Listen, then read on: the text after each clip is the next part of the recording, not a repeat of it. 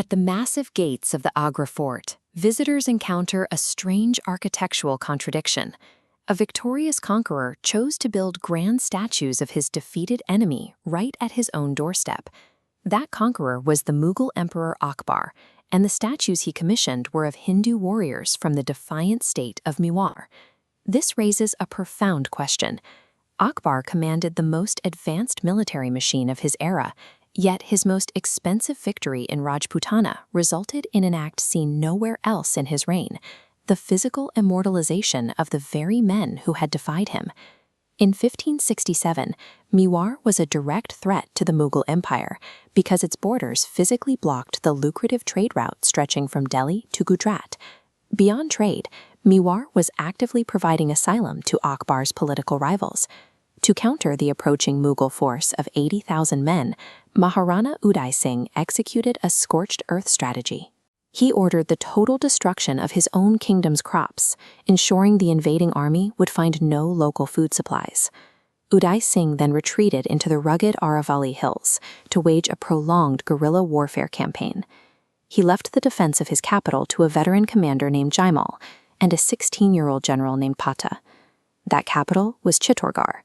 It was an isolated 700-acre fortress perched on top of an impossibly steep mountain plateau. Inside were just 8,000 soldiers and roughly 30,000 civilian farmers and artisans. The imperial army was no longer simply besieging a city. It was fighting a war against Mewar's weaponized vertical geography. This elevation chart shows why Akbar's heavy artillery failed. The plateau's height meant Mughal cannonballs either bounced off the lower cliffs or couldn't reach the walls. Meanwhile, Rajput snipers had clear firing lines, raining destruction on the camps below.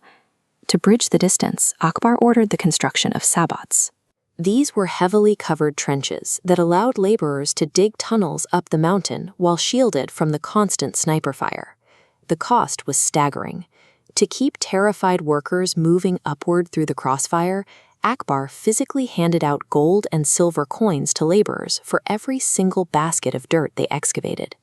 Covered trenches reached the summit, allowing the Mughals to dig massive tunnels beneath the fort and pack them with gunpowder. In December 1567, they detonated, but a timing error caused a late secondary explosion, instantly killing over 200 of Akbar's own rushing elite troops. Through high-ground physics and accurate suppressive fire, a garrison of 8,000 men successfully paralyzed the imperial military machine for nearly half a year. By February 1568, the siege had reached a breaking point. After 5 months of resistance, the grain stores inside Chittorgarh were empty, and the ammunition was entirely depleted. As the fort's walls crumbled, Commander Jaimal supervised urgent nighttime repairs. He used torchlight to guide his men, unaware he was making himself a target. From within a sabbat trench below, Akbar spotted the illuminated commander. He raised his most accurate musket, a weapon named Sangram, and fired. The shot shattered Jaimal's leg, crippling the veteran commander and effectively ending the Rajputs' organized tactical defense. With their primary strategist paralyzed and their rations gone, the defending council met for the last time. Every tactical option for survival had been exhausted. To avoid capture, the Rajput women initiated jauhar, mass self-immolation. Led by the mother and the young bride of the 16-year-old General Pata, thousands of women and children walked directly into giant funeral pyres. In the Mughal camps below, soldiers watched as massive plumes of fire and thick smoke filled the night sky, signaling the defenders' final choice. On the morning of February 24, the gates of Chittorgarh were thrown open.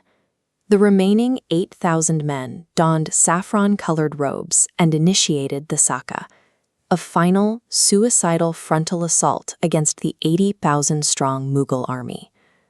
Because he could not walk, the crippled Jaimal was carried into battle on the shoulders of his nephew, Kalaji.